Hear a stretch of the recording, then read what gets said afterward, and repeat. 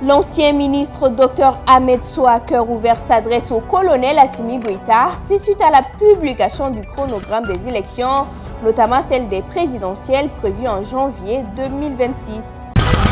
Le gala des 100 entreprises les plus dynamiques prévues pour ce vendredi, une initiative panafricaine de Ecofinance Entreprises qui vise à promouvoir la destination Mali auprès des investisseurs internationaux. Pour finir, aux États-Unis, une tempête de neige s'abat sur Washington.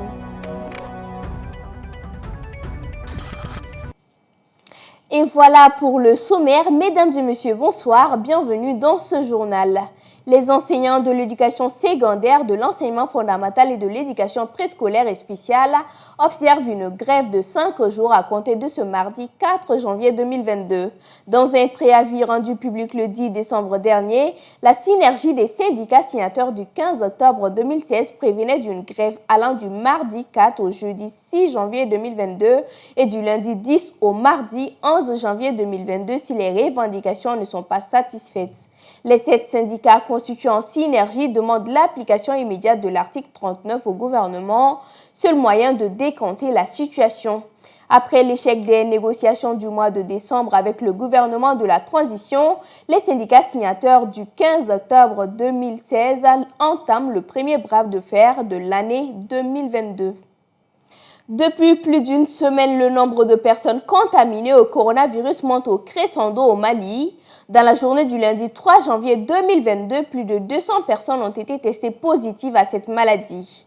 Nos reporters El Hadji Malik Guité et Ibrahim Aguindo se sont entretenus avec Dr Massédou Traoré, membre du conseil régional de l'ordre des médecins du district de Bamako, sur cette nouvelle recrudescence des cas de Covid-19 au Mali.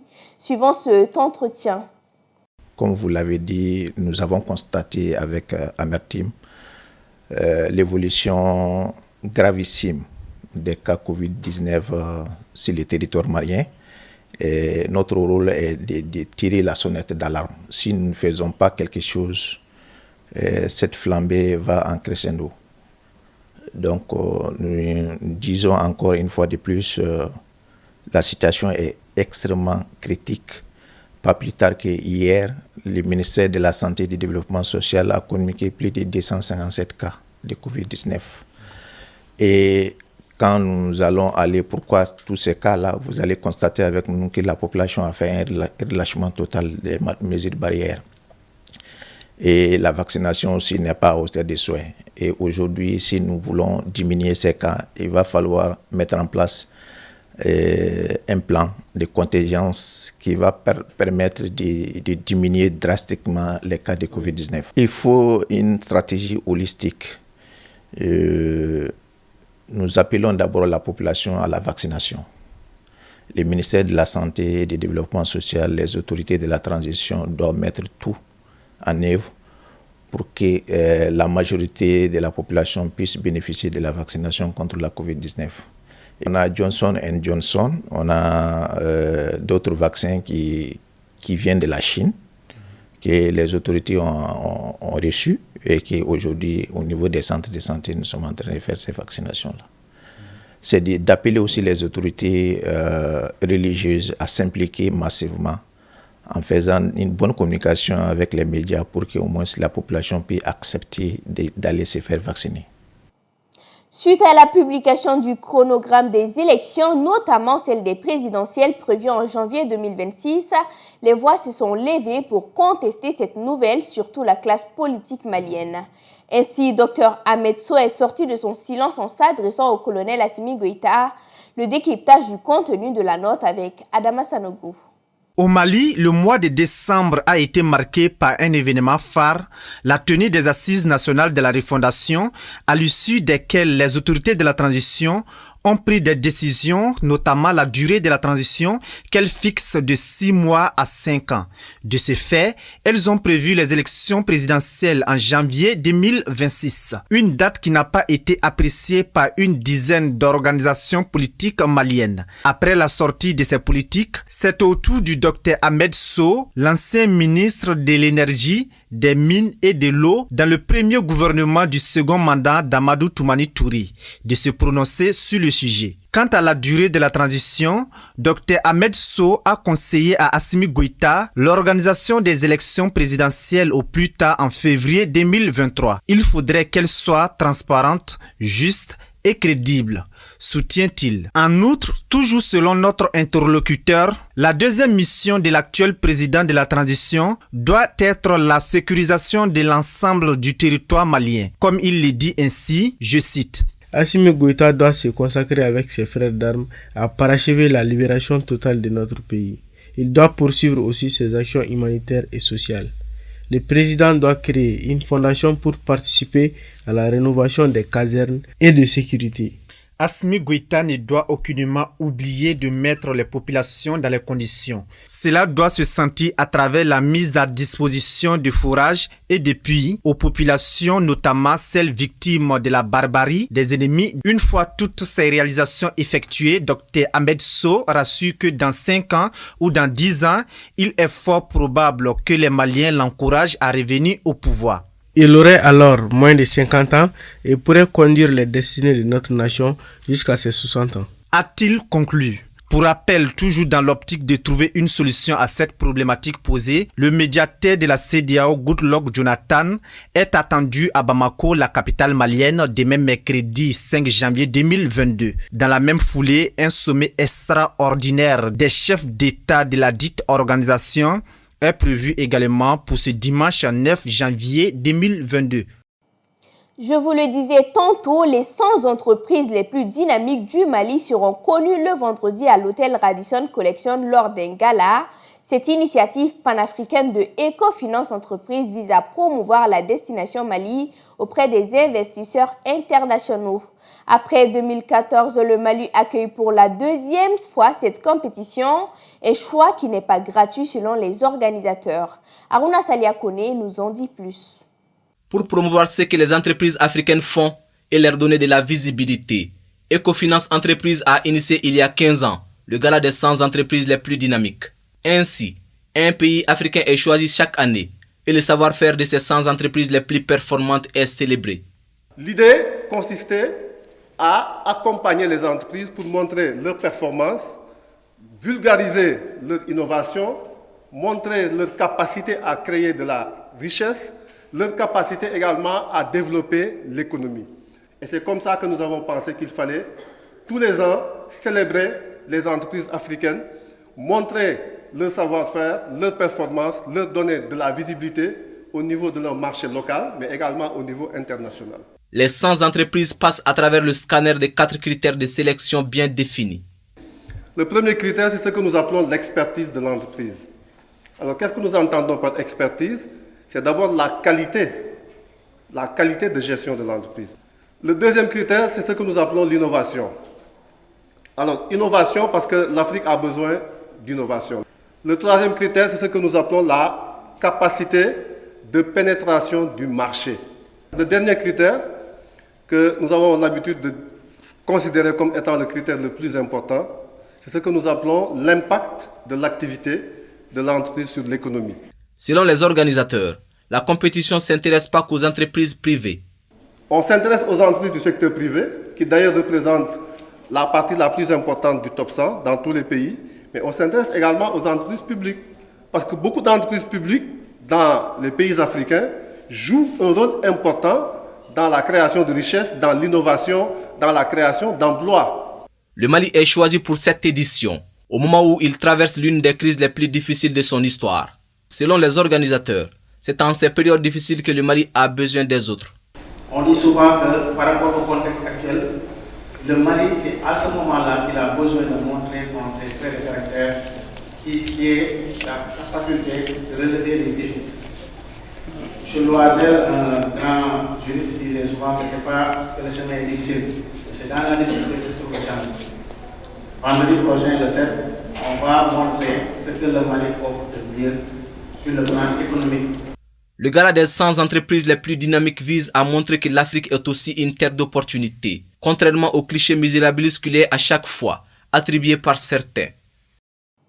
Le Haut Conseil des Maliens de l'extérieur tient depuis ce lundi 3 janvier 2022 un atelier de formation à Bamako. Il porte sur la migration régulière en Europe et s'effectue en partenariat avec l'ONG italienne Tamat. Compte rendu, Sokona Diakité et Moussa Tembini. Ils sont 94 à bénéficier de ce programme du Haut Conseil des Maliens de l'extérieur en partenariat avec l'ONG italienne Tamat. Il s'est traduit à travers la formation pré-départ du projet Before You Go.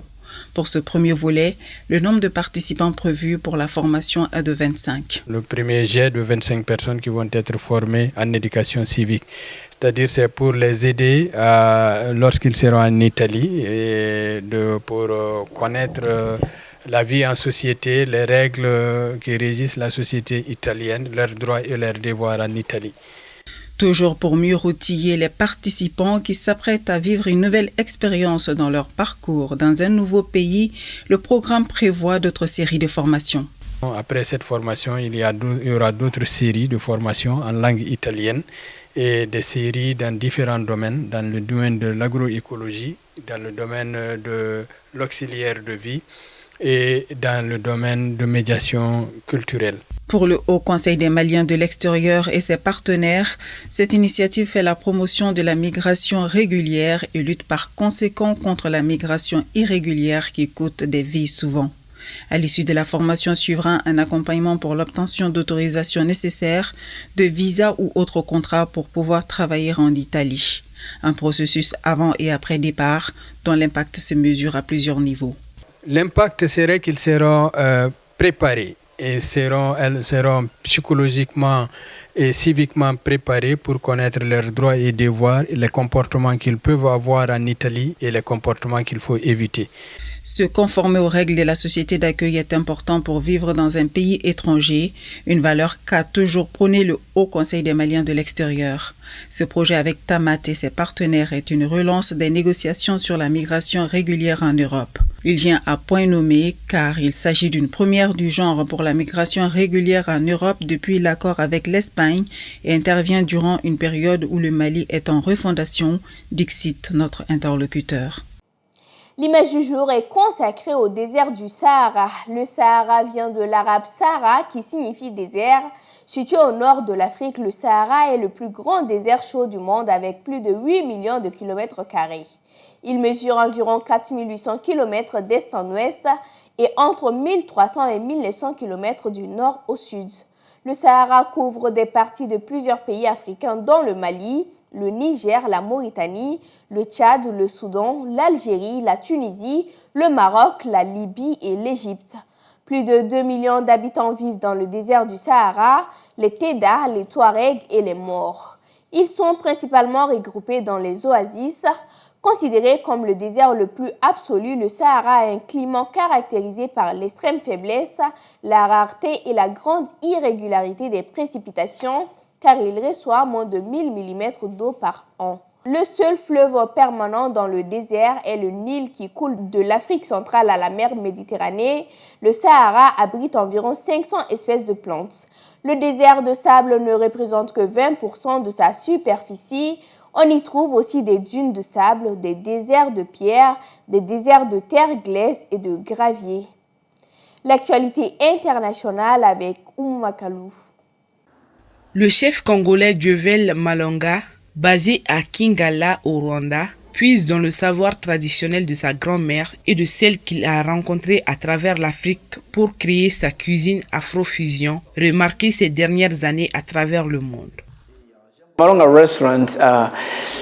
Mesa Malonga est comme un laboratoire, un endroit où nous venons pour tester et essayer tout le temps. Nous sommes ouverts 4 jours et prenons 2 jours, juste pour préparer les recettes afin de les comprendre. Parfois, pour élaborer une recette, il nous faut 3 mois. Notre identité culturelle est la cuisine afro-fusion. C'est un mélange de différentes cuisines que l'on peut trouver en Afrique. Je parle de 54 pays.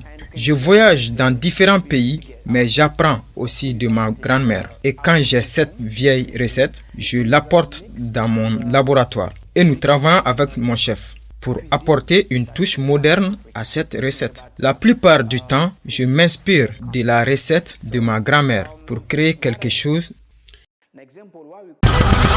À Ghazni, cité aux 3500 ans d'histoire dans le sud-est de l'Afghanistan, une nouvelle exposition s'est ouverte devant une foule de combattants talibans captivés, des murs de béton trouvés sur une base militaire américaine. En lettres capitales sous un emblème de tête de mort, s'y trouvent les noms d'une vingtaine de soldats et de leurs bataillons. Une manière pour eux, utilisée régulièrement dans d'autres conflits, de commémorer leur passage dans le pays au fil de la plus longue guerre jamais liée par les États-Unis. Désormais, ces reliques de quelques mètres de haut sont aux mains des talibans, exposées en témoin de la défaite des troupes de l'OTAN après 20 ans de combat.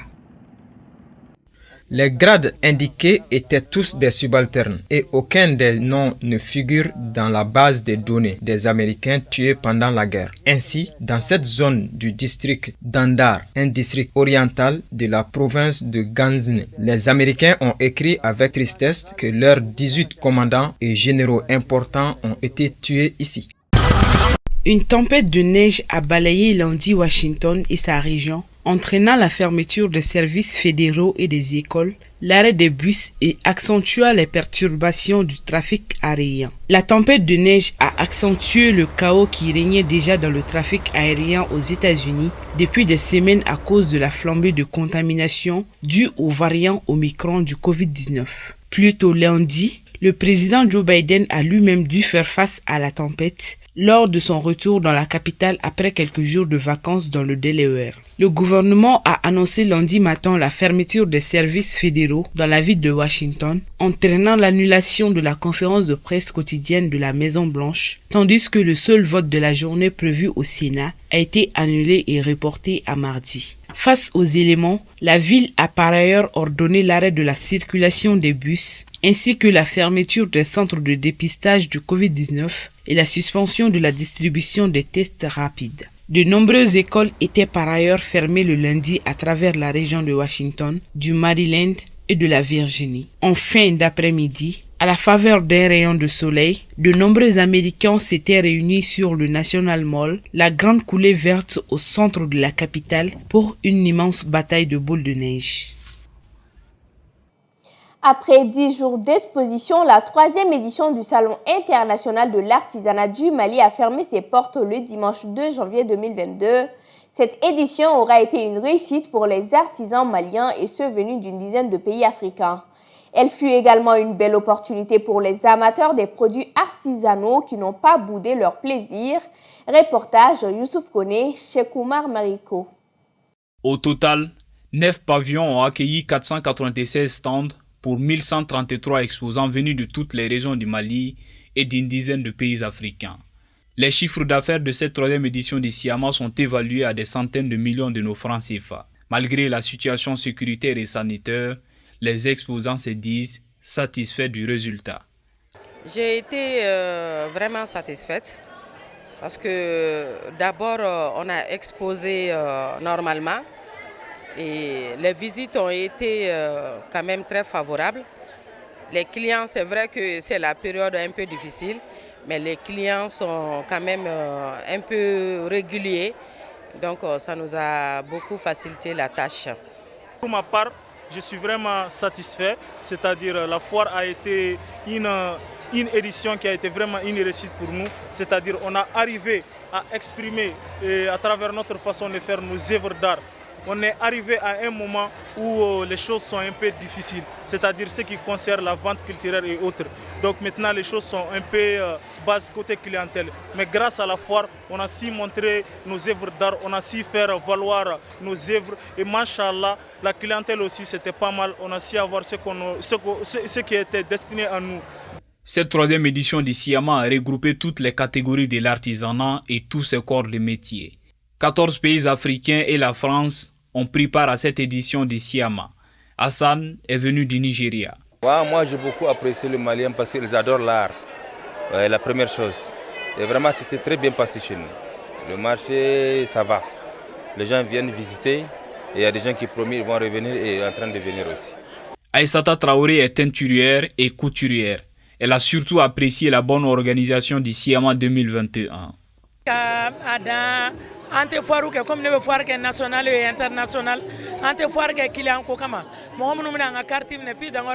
Je suis satisfaite de cette édition du SIAMA. Étant une habituée des expositions nationales et internationales, l'un des avantages, c'est qu'on gagne de nouveaux clients à chaque exposition. Je félicite les organisateurs pour la réussite de cette édition sur le plan de la communication. Nous avons pu démontrer aux Maliens et aux étrangers notre savoir-faire, surtout les femmes qui ont remporté beaucoup de prix.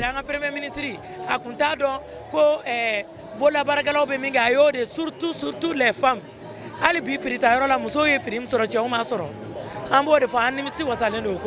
Du côté des clients, cette troisième édition aura été une opportunité aux multiples avantages. Aussi, le SIAMA, selon certains, crée un marché de proximité et de diversité. C'est une très bonne initiative. Si ça pourrait continuer, parce que premièrement, ils sont en train de valoriser nos produits traditionnels, comme vous le voyez, parce que quand je suis venu, à peu près, j'ai constaté que c'est à peu 85% produits maliens, purement maliens. Ça met en valeur nos produits, nos traditions et nos cultures.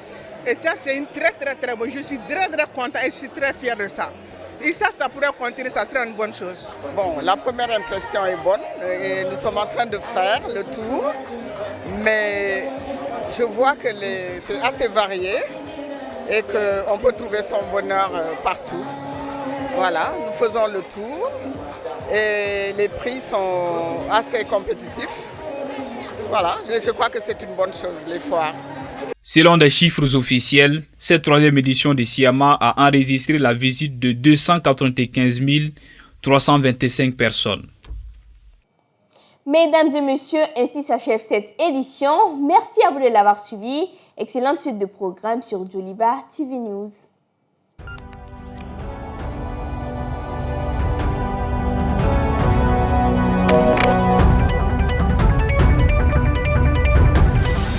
Djoliba Evening News.